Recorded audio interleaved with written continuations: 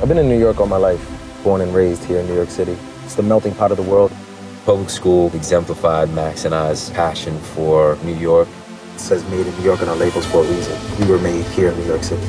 I don't think either of us ever could imagine that we would have our own brand. When you think about where we started in Brooklyn,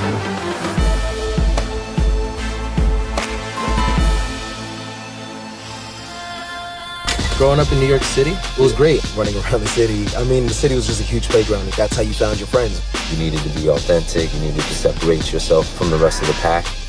So that eventually really led us to having the idea to start public school.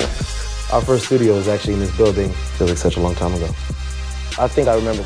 We made McGriddles often. Man, we've come a long way. We've been approached to change the name to something a little bit more approachable.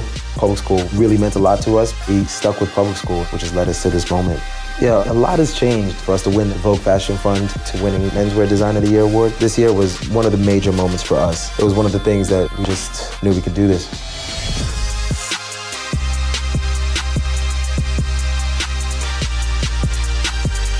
Our office is in the heart of the garment district.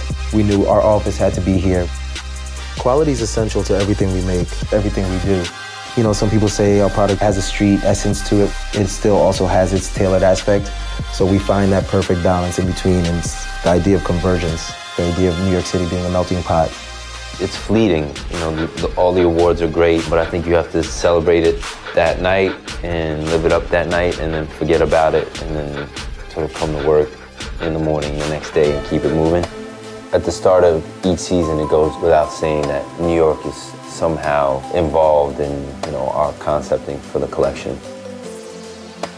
It hasn't really been easy. My mother is saying, like, you're really going to work and you still have no money? I don't understand. All the people that stood by us, our families, our friends, I think now it's exciting because they can see the light at the end of the tunnel.